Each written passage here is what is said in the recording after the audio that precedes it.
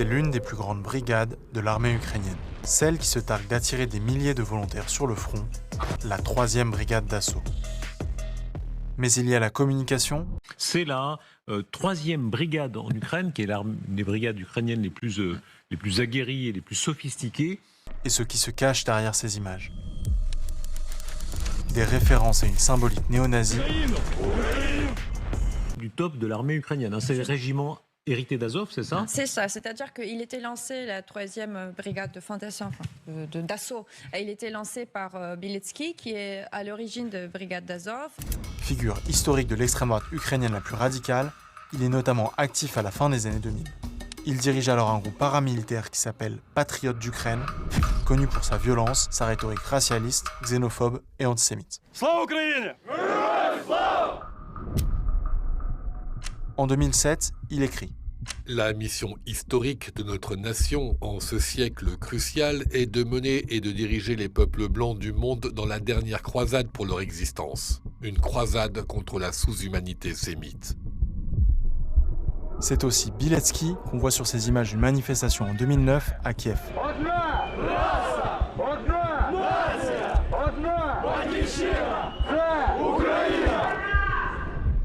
En 2014, Bilecki fonde donc le bataillon Azov et il y choisit cet emblème.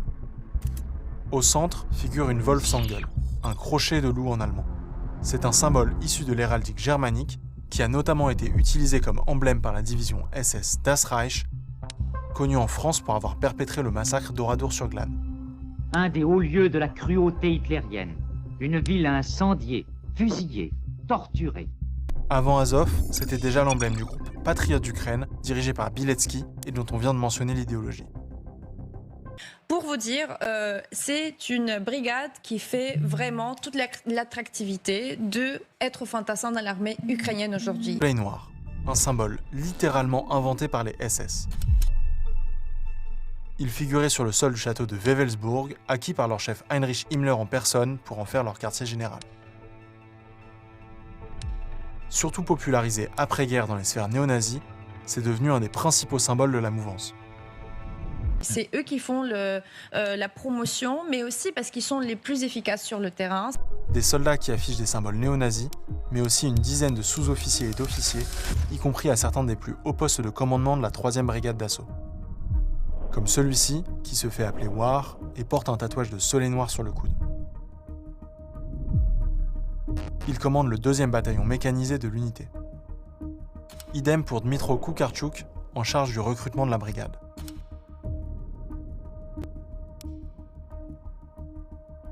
Il apparaît sur ces images, filmées il y a plusieurs années.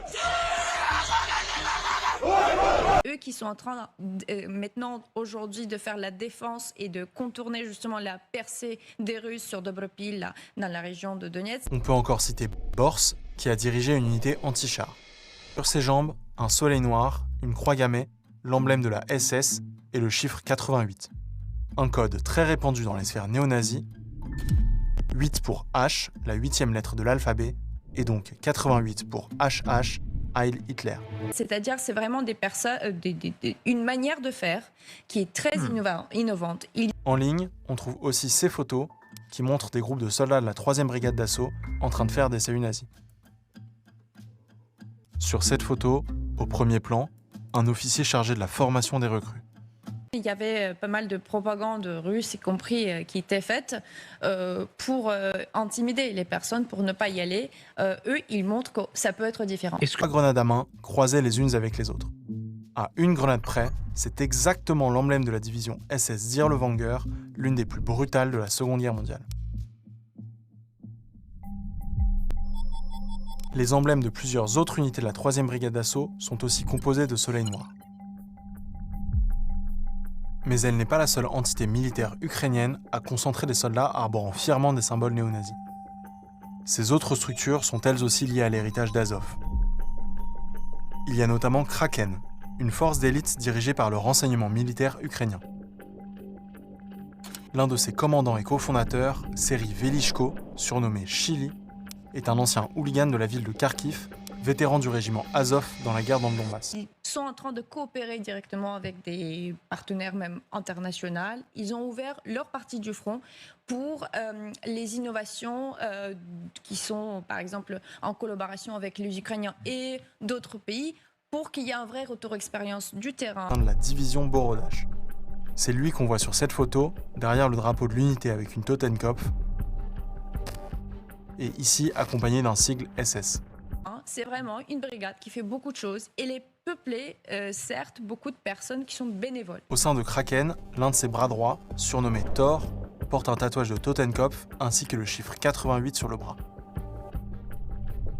Enfin, on peut citer la 12e brigade spéciale Azov, dont une dizaine de soldats s'affichent avec des soleils noirs et d'autres emblèmes néo-nazis. Est-ce que ceux-là accepteront d'arrêter les combats? Le cas échéant, ils ont perdu, non? Non, demander n'importe qui dans l'armée, non. C'est-à-dire qu'on se bat pour quoi exactement, en fait? Donc, les Ukrainiens estiment qu'on les a lâchés et qu'ils ont une victoire mutilée. Et ça, c'est quelque chose qui nous guette quand on parlera de l'Ukraine dans les derniers mois avant la guerre, enfin, avant la fin de la guerre, ça peut être explosif et à raison. C'est le cas de soldats venus fin 2023 en France dans la Creuse pendant plusieurs semaines. Comme l'a révélé Mediapart, plusieurs d'entre eux ne cachaient pas leur sympathie néo-nazie. Et l'armée française ne pouvait pas l'ignorer, l'un d'eux portait littéralement le symbole de la SS tatoué sur la tempe. Une armée qui se bat comme ça depuis des années ne peut pas accepter la défaite.